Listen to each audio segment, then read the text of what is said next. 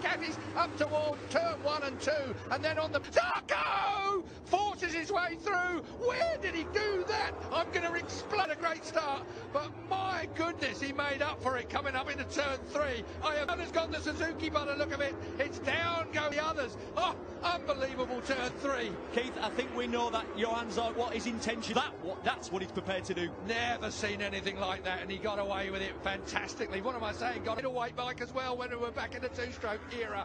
He is a fantastic rider here. Lorenzo is always good off the start, and you saw the Ducati just pounds. Pedrosa and Tito Rabat is 10th. And they go over the line. Marques is already at La Chapelle. He's already right on top of Lorenzo. Lorenzo's going to get done when we get tight. Oh, you've no idea how close that was. We're talking millimetres, not in. Look for going to the front straight away. He's not going to wait, is he? He just wants to get on. Devastating around here. There's the doctor. Oh, Tito Rabat's crashed those of Aero Batista earlier as well. So that's at on the Ducati. It should be faster than the Yamaha, but we know Abreu at turn 3. Zarco this time has just taken a discretionary route, it would seem to me. Doesn't Dobby admitted. Oh, here Zarco lost the front there. Yeah. Did you see the black line come? Big black line. That he can ride to the limit and get away with it. Who'd have thought we'd see 2 Ducatis like this out front? Absolutely out for turns 3. That's turn 4 they're just going through now, and then it's 5 as they find their rhythm, they find their marks. I tell you, Lorenzo, he takes that long. He's going to be more gentle on the front. Here comes Dobby. Dobby underneath him. Dobby takes him then. Oh, Dobby with a medium front tyre. Oh, Dobby's crashed. Dobby's crashed out. Dobby has gone down again. 2 in a row for Dobby, down and again. And already Marques, he can smell this championship surely from the consistency. That's why he was so frustrated when he's bobbled a bit. Tell you that way, he was out a bit wide. It just bobbled a little bit. And as soon as he comes around, when he trail braking, which means he's still carrying a lot of front. Back of Zarco, you can turn it around. You can take a look at everybody wherever you want to. Just move your phone. 5. Yeah, well he's there already. But he didn't say what position. He's in. Oh, hello. We'll have a bit of that, says Mark.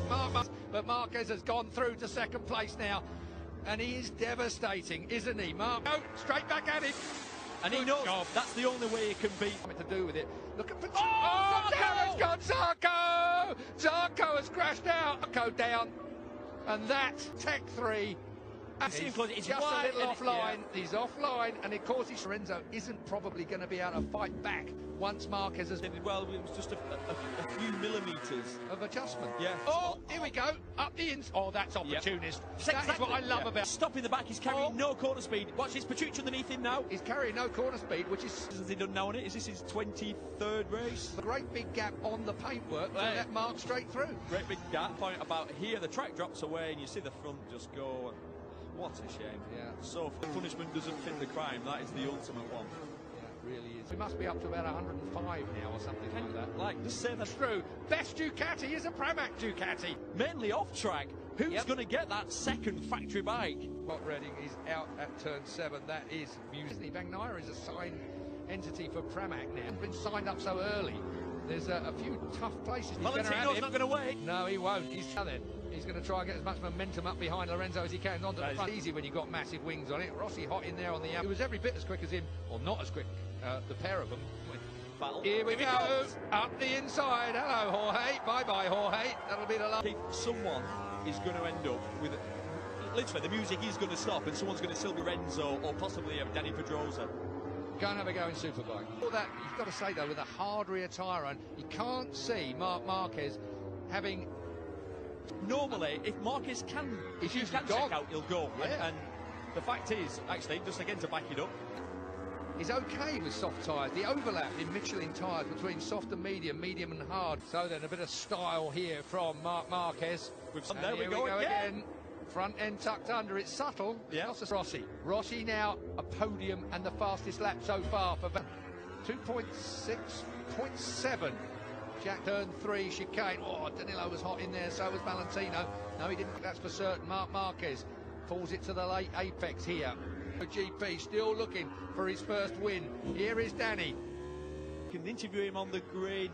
He walks through the paddock. He's just a normal guy. There's no ego. He's got no entourage. These kind of racetracks, there is no straight here where you rest at all. Marques has just set the fastest lap of the race on that lap, a 1 minute. Coming in now as well, but it's all, for me, it's going to be about the front tyre on the Honda. Yeah. More than even. Marques from Petrucci still. Valentino Rossi still third. Jack Miller a fine fourth for the Aussie. Soft rear I was talking about the old track's been so cold, so it's irrelevant trying to do any sort of run on tyres to get that in for me. Andy was fastest by about 0.4 of a second. That was when I saw that this morning. Yeah, and they are at the moment. So, and that is what, 12th and 13th at the moment. Bradley Smith behind them on the KTM terms at the moment. I'm sure if any of you have been keeping up on it, we won't dwell on the thought. Like has never quite been in anybody's hands in Mark VDS. Money in Mark VDS. This is one of the best funded teams there is out on the racetrack. How can they have the problem? Consistency, but on lap 17, setting his fastest lap. Here comes Rins on Maverick Vinales. Just Vinales is having his back at Rins. Absolutely. Physical pain. Oh. You can deal with, you know, don't get me wrong, some good. How many times have we seen Maverick Vinales have a late race pace this year? Danny's in front of Lorenzo. Yeah. And his late race pace, the problem in the leaders. It's irrelevant what your race was done. Mistake from Lorenzo. It's typical Lorenzo. Exactly breaking the late. same. Yeah. Exactly the same as we saw before. He is really the Honda. It wants to get tight. You need Petrucci just to try and break that. Do you know, it's been gap. I was looking at another stat that I've got. Stops. You remember when he's gone out on slick tyres when there's been 6 inches of dry line in place. Yep. You know, Rossi has had to try the Marques style of getting their bikes through corners, and maybe that's part of the well to test and change things during the course of the season. Look at him using a bit of inside curve still, and then just gets it. Doesn't over-try. Overriding is a real problem. You can overdo everything when you get it. And he's ridden a really good, mature race for 2nd place. Here's Cal Crutchlow, right on top of him. Crutchlow is in 10th place front. Here's one. Oh, unbelievable. Cal Crutchlow going to be tired. Up there, Rins. That was himself so at the back. close. Nearly hooked the rear of Cal Crutchlow. They're just not going to trail break as hard into those corners that can knock you off. It's where you lose it is on that. Used up all your tyres. You should just be peaking. It should have gone over the best by now. Yeah.